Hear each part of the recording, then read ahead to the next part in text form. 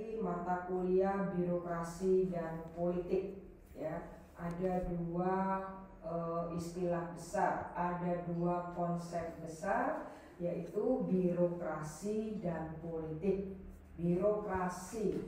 Birokrasi secara umum itu bisa didefinisikan sebagai organisasi raksasa, organisasi besar di mana di dalamnya terdapat hierarki ya, hierarki kewenangan untuk menjalankan tugas ya gitu. Dalam suatu negara ya, terutama negara modern di awal abad 19 itu sebenarnya sudah ada organisasi modern yang namanya birokrasi. Tapi kita tidak memungkiri bahwa sebelum dikenal sistem pemerintahan yang rasional itu ada juga birokrasi yang belum modern atau disebut juga dengan birokrasi tradisional. Birokrasi tradisional itu didasari pada prinsip-prinsip yang tidak rasional ya. Asal mereka bisa menjalankan fungsi suatu organisasi, maka itu bisa disebut dengan birokrasi. Baik, kita tidak membicarakan sejarah birokrasi yang tradisional ya. Kita fokus aja nanti dalam perkuliahan ini saya dibantu oleh Dr. Ari Bowo sebagai tim teaching mata kuliah birokrasi politik ya. Jadi mata kuliah ini penting ya dalam untuk peminatan analisis politik maupun analisis manajemen pemerintahan dan politik lokal. Itu adalah supaya Anda bisa memiliki kompetensi keahlian ya untuk menganalisis sekaligus memberikan solusi tentang performa birokrasi yang ada di suatu negara. Yang kita bicarakan adalah birokrasi pemerintah, birokrasi negara. Yang menarik dari salah satu topik bahasan dari 13 topik dari 14 kali perkuliahan daring, materinya akan saya berikan kemudian pada Anda semua, bahwa salah satu yang menarik adalah bahwa performa birokrasi itu dimanapun itu tidak selalu positif dengan perkembangan atau kemajuan suatu negara. Dengan kata lain, bahwa performa birokrasi itu selalu diganggu oleh faktor-faktor yang terkait dengan penyalahgunaan kekuasaan atau penyalahgunaan kewenangan. Dengan kata lain, performa birokrasi itu selalu berkaitan dengan persoalan abuse of power. Ya. Saya dalam perkuliahan birokrasi dan politik di Magister Ilmu Politik ini itu agak berbeda dengan mata kuliah sejenis yang ada di program undergraduate atau strata 1 ya. Kalau di S2 kita belajar lebih banyak mengkritisi dan mencari rumusan yang ideal atas problem-problem yang dihadapi oleh birokrasi ketika menjalankan fungsinya. Karena apa? Karena birokrasi itu kecenderungannya ada 3. Birokrasi itu adalah bisa menjadi instrumen dari kelas penguasa. Kedua, birokrasi bisa menjadi instrumen dari kelas dominan. Dan yang ketiga, birokrasi adalah instrumen untuk menjalankan mesin politik suatu negara. Ketika birokrasi menjadi instrumen kelas dominan, birokrasi menjadi instrumen kelas penguasa, dan birokrasi menjadi instrumen untuk menjalankan atau untuk mencapai tujuan dari suatu pemerintahan, maka birokrasi sering dihadapkan pada problem-problem patologi politik dan problem-problem patologi sosial. Ya, karena birokrasi itu adalah mempunyai suatu nilai yang harus ditegakkan. Apa itu? Harus netral. Birokrasi tidak boleh berpihak pada kekuatan sosial politik manapun. ya. Tapi yang terjadi ketika nanti kita belajar dalam pertemuan berikutnya, birokrasi itu sering dimanfaatkan, ya, diintervensi oleh politisi, dimanfaatkan oleh kelas dominan, ya, kelas-kelas kapitalis, ya, jadi dimanfaatkan juga menjadi alat politik atau instrumen politik dari yang memerintah, rezim yang memerintah. Ya, jadi ini yang menyebabkan birokrasi dianggap tidak netral. Birokrasi dianggap gagal dalam menjalankan peran dan fungsinya, menjalankan kebijakan atau mencapai tujuan mensejahterakan masyarakat, menjalankan fungsi pelayanan publik. Ya. Jadi kalau kita merasakan banyaknya prosedur yang harus ditempuh ketika kita akan mengurus atau memperoleh pelayanan publik dari negara, birokrasi ini tidak jarang prosedurnya adalah berbelit-belit. Banyak prosedur yang harus dilalui. Problem-problem yang dihadapi oleh pemerintahan dimanapun, baik negara maju maupun negara dunia ketiga, itu birokrasi dihadapkan pada suatu pilihan. Ya, pilihan yang utama adalah dia harus memilih untuk menjadi instrumen dari kelas yang dominan, kelas yang memerintah, atau dia melayani fungsi utamanya adalah melayani masyarakat, melayani warga negara. Karena tugas dari birokrasi adalah memberikan pelayanan publik, ya, seperti itu.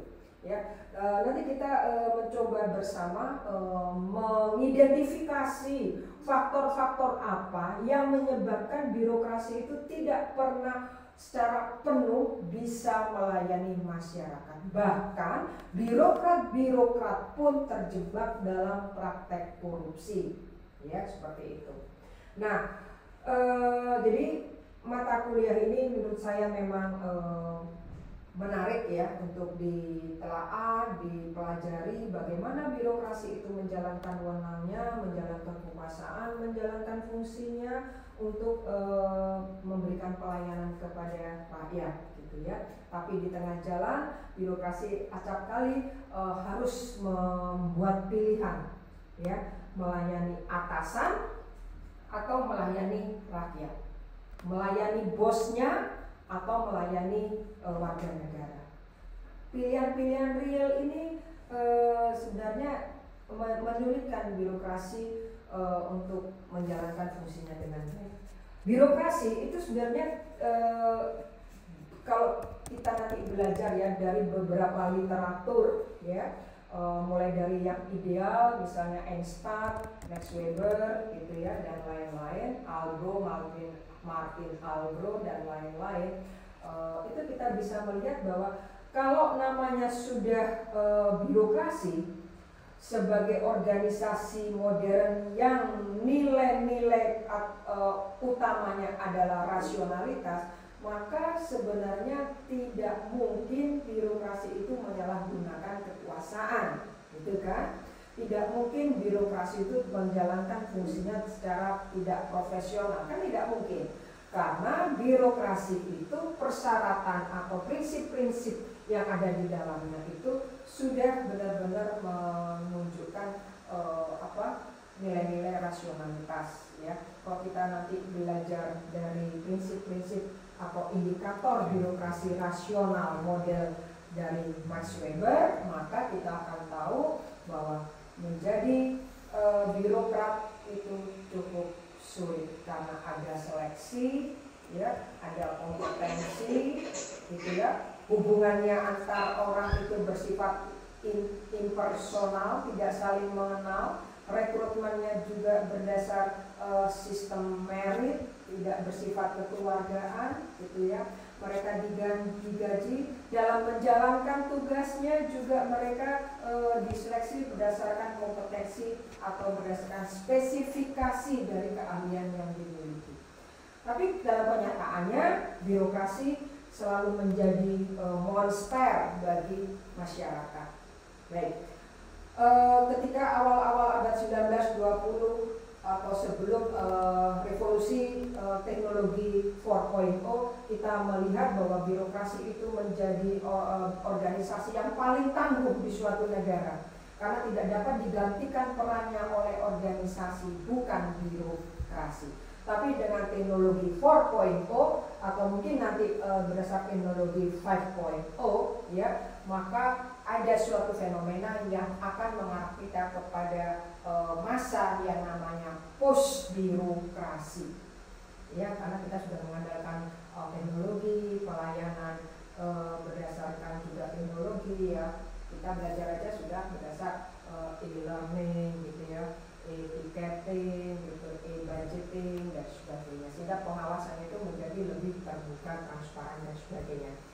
Tetapi nanti dalam selama 1 semester kita juga bisa melihat bagaimana praktek-praktek penyalahgunaan kekuasaan dari birokrasi gitu ya, praktek-praktek penyimpangannya seperti apa. Nah, biasanya mereka terjebak dalam suatu situasi politik ya, karena birokrasi itu bekerja dalam suatu sistem demokrasi yang kita pelajari adalah dalam suatu negara demokrasi, maka kesulitan-kesulitan atau profesionalisme birokrasi itu ditantang. Karena apa? Karena birokrasi itu sering melampaui kewenangannya, atau birokrasi sering diintervensi oleh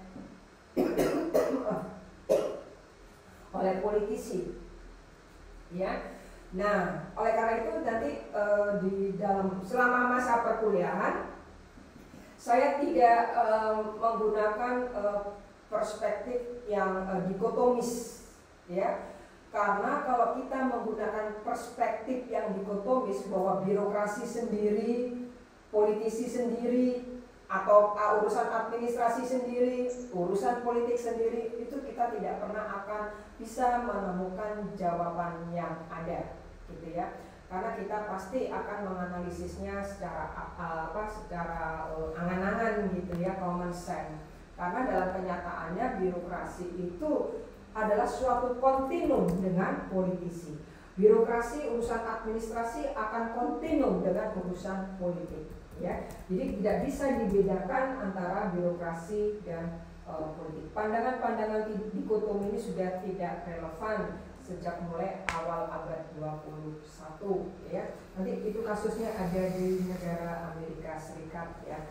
Kalau di negara-negara dunia ketiga umumnya memang urusan administrasi dan politik itu terlihat masih bisa dipilahkan, terlihat masih bisa dipisahkan, tapi dalam kenyataannya dia adalah suatu kontinum, ya seperti itu.